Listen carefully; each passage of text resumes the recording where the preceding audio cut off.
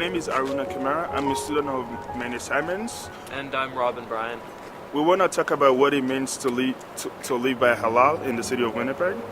And we're hoping that this is going to start a conversation that brings in some different perspectives to the food security movement and gives voice to the Muslim food ethics that also exist in our city. To get us started, we met with a khatib, the Arabic word for someone who gives a sermon, to share what he knows about Muslim teachings around food.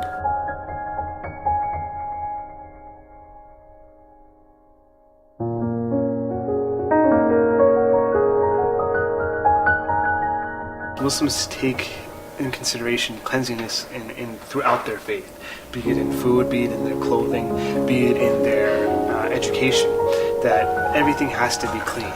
That the founder of the religion, the Prophet Muhammad, peace and blessings be upon him and his family, said that that cleanliness is a part of our faith. So we take that in consideration with everything. So when it comes to food, halal food is food that is acceptable under the Islamic law. That being that it's clean, it's ethically slaughtered. It's clean from blood. It's clean from any wrongdoing. It's meat that hasn't consumed any other meat. It has consumed proper food to begin with. And as well that there are certain things that Muslims can't eat and cannot eat. So it constitutes that. We wanted to explore some of the experiences that Muslim family newcomers have when they're trying to live by these food ethics in a modern city. We realized that there was really no way to capture the diversity of perspectives in the newcomer Muslim community within our budget and resources. However, we had to start somewhere. My name is Shahina Siddiqui and I'm the president of the Islamic Social Services Association. I'm one of the founders as well. We take care of the social service needs. We also do a lot of education and training for mainstream organizations that may or may be working with Muslims. I think most of the Muslim countries, especially in the rural areas in those countries, are very used to fresh food. Going to the market every day, buying the fresh fruit, going to the butcher and getting fresh meat. So I think it is quite an adjustment for them when they come here and they see processed stuff and pre-packaged and everything, can be frozen and stuff. There's always this hesitation, is this healthy?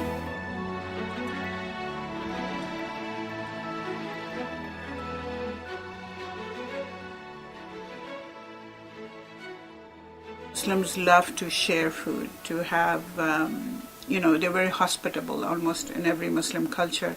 Hospitality is number one. This is our way of building relationships, which is around food. So it's a lot of sharing and caring around food. In fact, there is a saying of our Prophet. He said that if you sleep with a full stomach while your neighbor sleeps hungry, you cannot be a Muslim. So there is also that spiritual requirement and obligation to share and not take more than your share.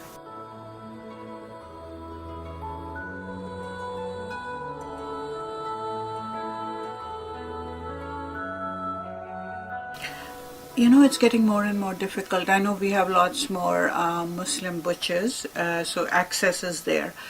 But right now, with genetic modifications of food or what we feed the beef, and so the scholars are now coming up and saying it's not just enough for you to go and slaughter the animal the Islamic way, but you need to know what feed the animal has been given. Is it on antibiotics? Because the whole purpose of halal is that it should benefit the body, that it should not harm the body. So we have to be very careful of what the animal has been fed. To give you an example, just the other week, a ruling has come out from Europe, Sharia Council, which says that chicken that are slaughtered by machine, zabiha or halal by machine, are not halal. Now that's one opinion that's come up. Of course, we have scholars who say no, as long as God's name is taken on it and the blood has been let, that they are halal. So the modern way of slaughtering and the traditional way of doing it by hand are also two new challenges that we are facing. So it's become more complicated for newcomers to navigate that whole issue of ethics around food. and their own responsibilities as consumers. Something that, we work a lot with newcomers here at Islamic Social Services, so we hear a lot about how they miss the fruits and the vegetables from back home. I miss it too, and how fresh and juicy and sweet they were. And so there was a campaign that goes on every summer in Central Park, for example, where newcomers come and they grow their own vegetables, and they also sell it to the public, and apparently it's very, very successful. It brings the community together, so it's also good in that way, because as I said previously, food is about bringing people together, families, communities, neighborhoods. So it serves that factor and purpose also. Also, the farmers' markets are just godsend for us, because all summer I buy my fruits and vegetables from farmer markets, and I make requests to them about growing more vegetables that we are familiar with. So my farmer, for example, has started growing hot peppers and okra and other vegetables that were not very common in the Western Hemisphere. Finally, we paid a visit to the Canadian Mennonite University. Kenton Lobe had some very interesting experiences to share about his interactions with the Muslim community around food.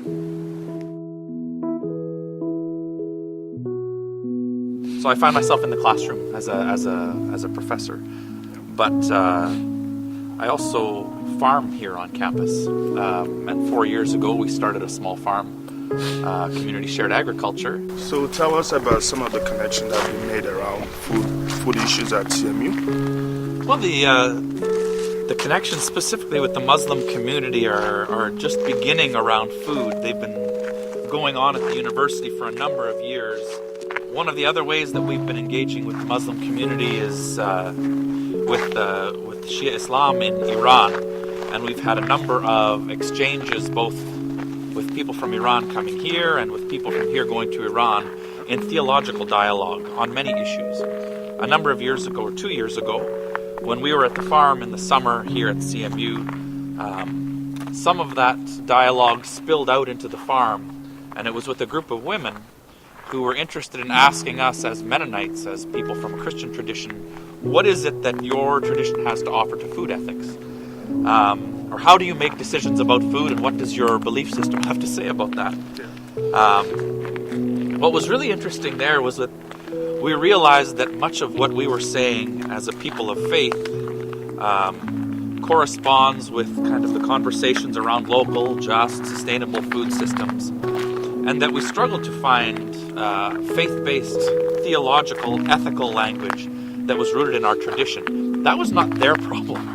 They had lots of thinking and careful thinking from a household level to an agricultural production to slaughter of animals that had been carefully thought through, for over 1,000 years. And I think often those reservoirs of ethical knowledge have much to tell us about the taking of life, about the reverence for life, about the sacredness of food. That certainly isn't strange from the ethical tradition that I come from, but it sometimes requires a reminding and a remembering. And that was our experience when we had these women come from Iran and ask us questions, sitting on a blanket out at the farm. We had just come out of the field and our hands were full of dirt, and we had been harvesting, and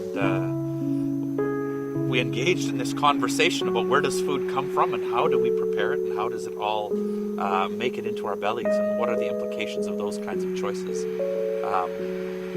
Those were the questions asked to us as farmers were intriguing as they were the ones they asked to us as eaters and as consumers.